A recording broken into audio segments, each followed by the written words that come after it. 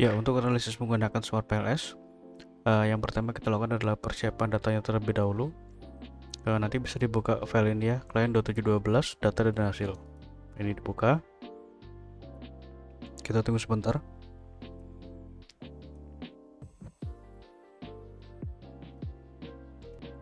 Dan nanti masuk ke ini ya, ke file ini data. Nah, data ini kita harus rubah dulu formatnya ke dalam CSV.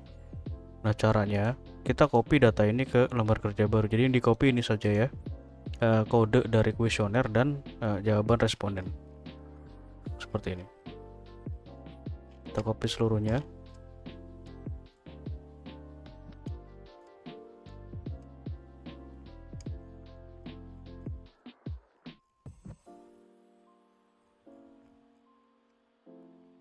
Nah, seperti ini. Kita copy.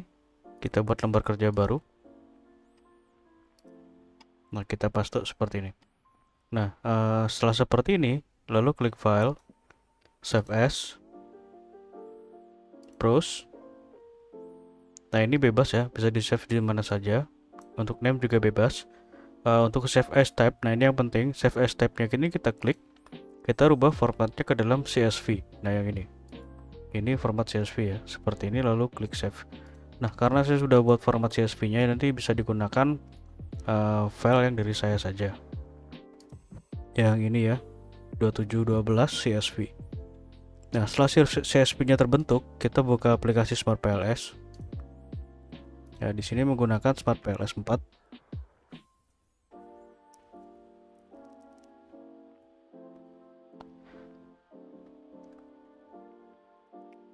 Dan yang saya gunakan ini adalah versi profesional. Oke, seperti ini ya. Nanti akan ada tampilan seperti ini.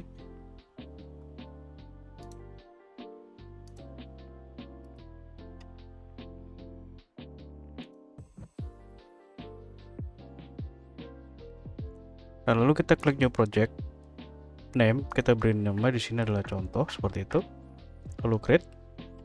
Kemudian klik to import data file. Nah, ini kita klik. Nah, kita masukkan CSV yang tadi kita buat yang ini ya. Client 2712. Kita klik seperti ini lalu open. Kita tunggu sebentar, lalu klik import. Nah, seperti ini tampilannya. Nah, kalau sudah seperti ini menandakan bahwa data penelitian itu sudah masuk ke dalam aplikasi Smart PLS. Ini kita bisa back. Ini ya, kita back. Nah, lalu ini create model, kita klik model name. Ini model type, kita pilih PLSM. Kemudian model name kita tulis saja di sini contoh. Jadi untuk penambahan ini sebenarnya bebas ya. Ya, seperti ini. Lalu kita masukkan indikator ini ke dalam lembar kerja. Caranya klik ini ya, VDC A1, kita blok sampai dengan VDC A6. Jadi klik ya VDC A1, tekan shift, lalu VDC A6. Nah, seperti ini kita blok, lalu kita drag. Seperti ini ya. Kita biarkan dulu ini untuk penamaannya. Ya, seperti ini. SDC.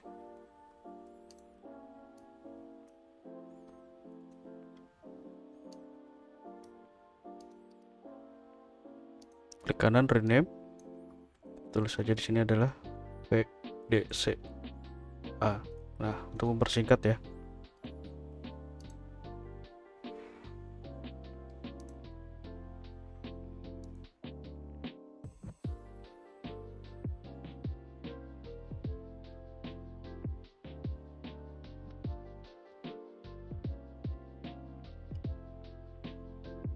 OC B1 sampai dengan ini. Nah, seperti ini. Kita enter saja. Nah, lalu kita bisa rapikan ini ya. Kita rapikan dulu, kita zoom out supaya lebih jelas terlihat.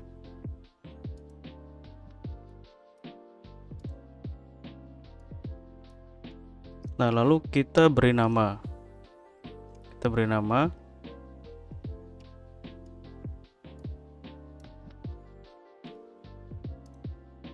Nah, ini adalah X1 ya, ini ya VDC ini ya.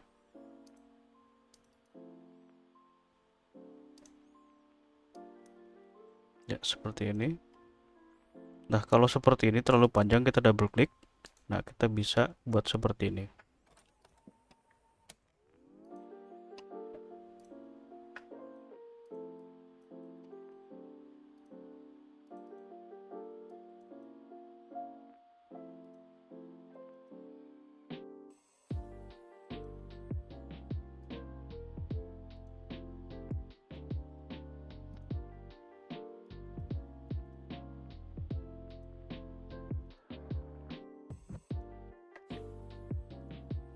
Ya, seperti ini ya. Lalu kita buat variabel dari ini ya, gabungan X1 dan X2.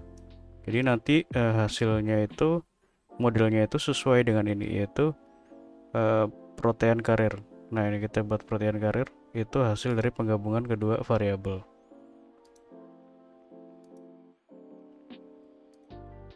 Nah, seperti ini ya, VDC sampai dengan SDCA.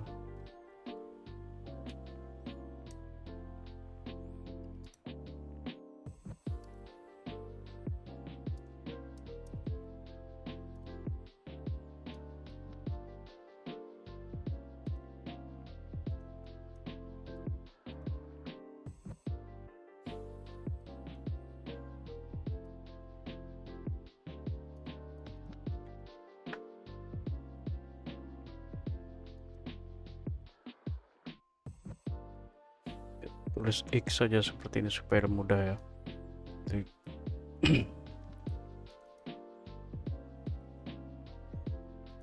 Nah, seperti ini. Kita rapikan dulu posisinya.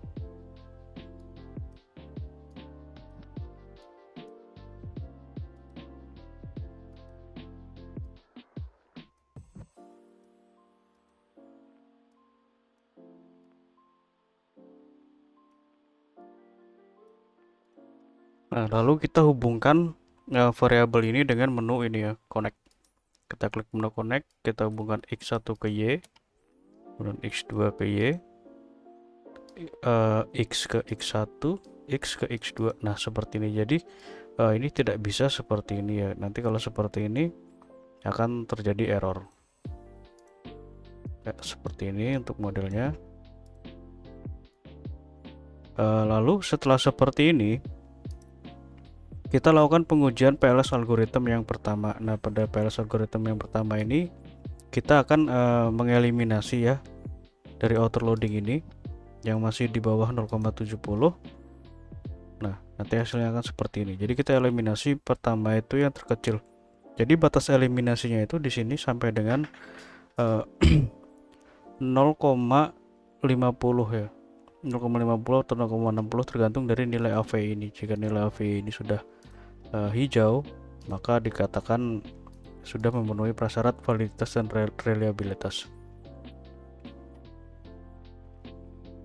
Oke, caranya klik calculate PLS algorithm. Nah, ini PLSM algorithm. Kita klik, ini kita biarkan default, lalu start calculation. Nah, seperti ini nanti hasil tampilannya. Yang pertama kita lihat adalah nilai dari outer loadingnya terlebih dahulu. Nah, pada nilai outer loading ini masih terdapat yang merah seperti ini ya. Kita fokus ke ininya dulu. Jadi kalau untuk yang ini, untuk yang variabel reflektifnya ini kita bisa abaikan terlebih dahulu.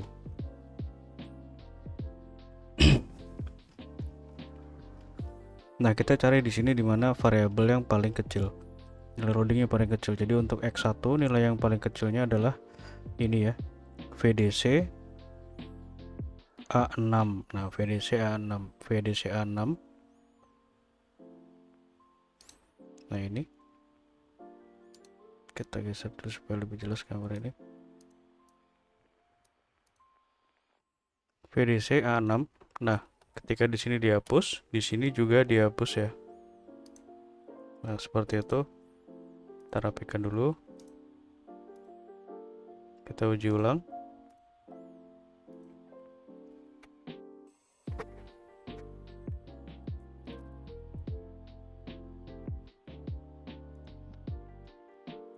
Kita lihat nilai loadingnya. Nah, ini ada yang masih merah ya.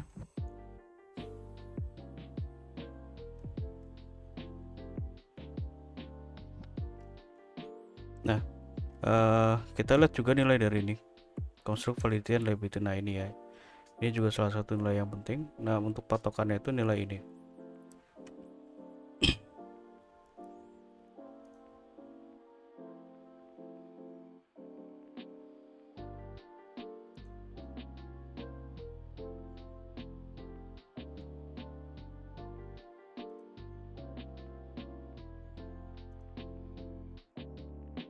Ya, kita coba kurangi lagi. Di sini adalah ini ya, 0, nah ini dulu yang variabel x2.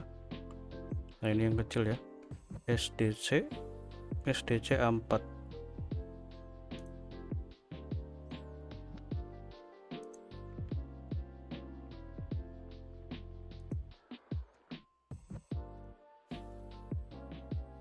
Kita uji ulang. Kita lihat dulu loadingnya. Nah, ini masih ada yang di bawah merah, yaitu VDC A1 nih, 0,5 ya.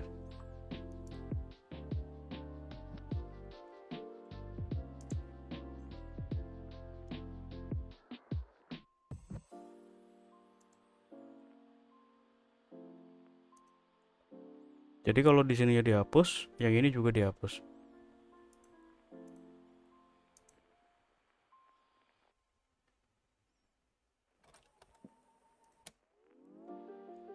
Ya, seperti itu. Kita lihat loading ya. Nah, ini masih ada yang merah. Validity, nah ini sudah oke ya, untuk X1 ini sudah oke.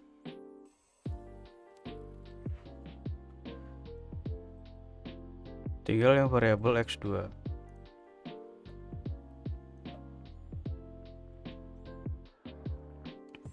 X2 di sini kita lihat yang paling kecil adalah SDC A5.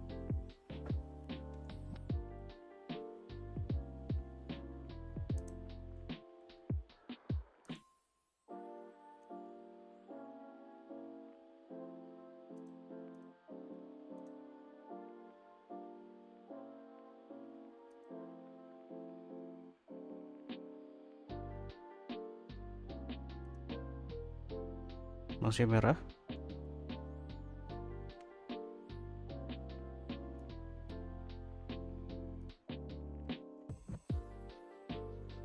X2 ini kita kurangi lagi, SDC A6.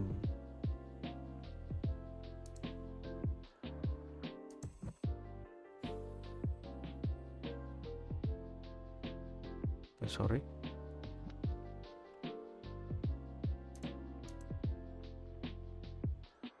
SDC A6 atau A3 nih? A3.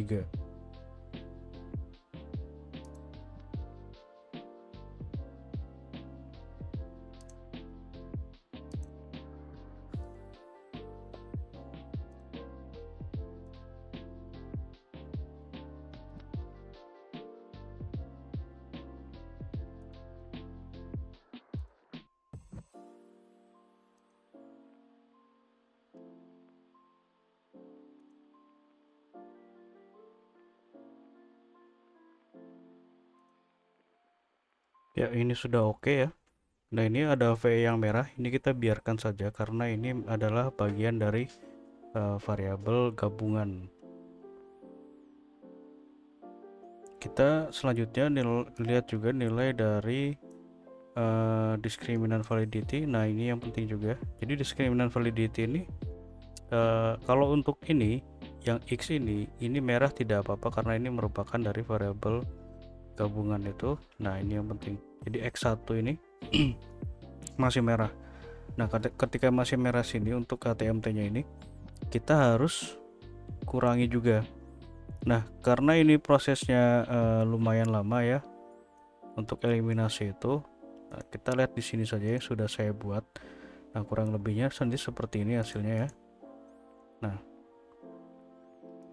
kita kembali ke modelnya. Jadi yang disisakan di sini adalah 2 dan 4. Nah, ini dihapus ini dihapus. Kemudian yang ini SDC1, SDC2, 6, 7, 8, 2,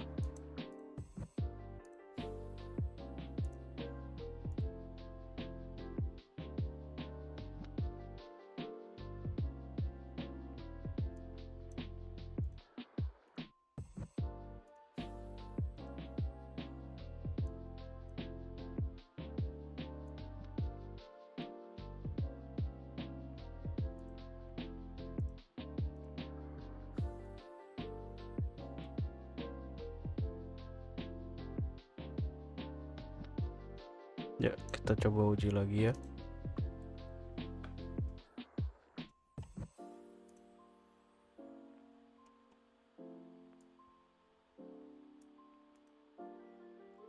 Seperti ini hasilnya, masih ada yang merah, namun ini sudah di atas 0,5 ya. Kecuali ini juga masih merah nih, kita biarkan saja karena merupakan variabel dari ini gabungan. Kita lihat, nah seperti ini ya hasilnya ya, berarti ini sudah oke. Nah, kita coba cocokkan dengan ini hasil yang sudah saya buat. Nah, di sini ada beberapa yang dihilangkan ya.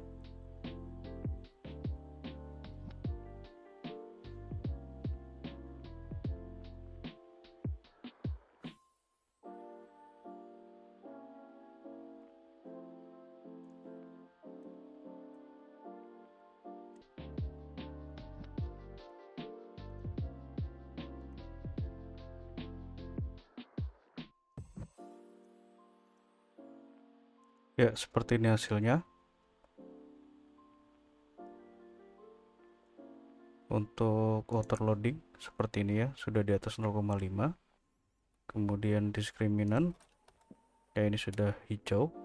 Yang ini atau ini merah kita abaikan. Nah, setelah seperti ini masuk ke pengujian yang kedua, yang ini ya.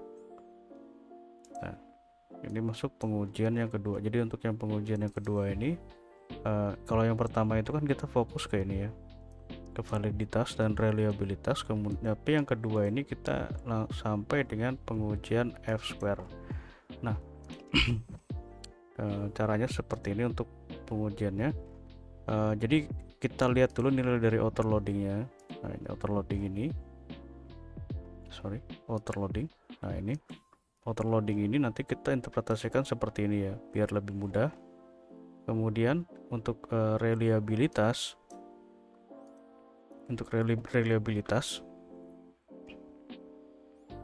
kita lihat di sini, construct reliability and validity.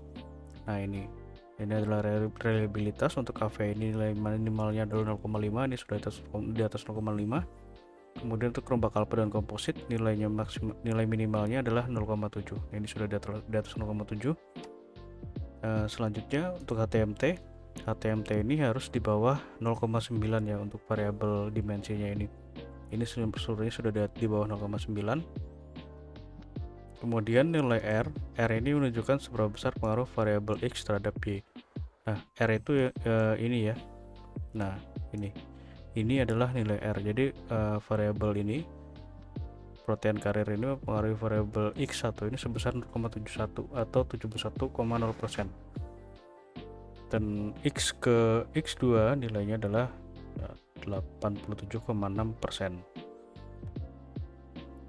Nah, X1 dan X2 mempengaruhi variabel Y sebesar 0,322 atau 32,2%. Ya, sedangkan sisanya ini ya dipengaruhi oleh variabel lain di luar dari model penelitian.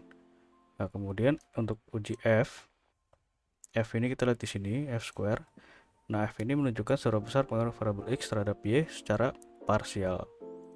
Nah, seperti ini ya. Nanti untuk interpretasinya nanti bisa dilihat di file Word yang sudah saya buat.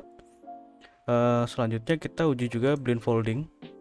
Nah, ini ya, blend folding atau Q square.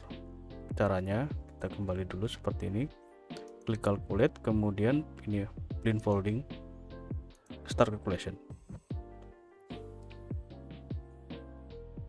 Ya, seperti ini. Kita lihat di ini, yang ini ya. Nah, ini adalah nilai dari Q square nya. Nah, untuk interpretasinya nanti ini bisa dilihat di file Word yang sudah saya buat. Kemudian untuk bootstrapping ini uji hipotesis. Nah, caranya kita kembali ini back ya, klik calculate, kemudian bootstrapping. Nah, ini adalah untuk pengujian hipotesisnya. Lalu start calculation. Kita tunggu sebentar.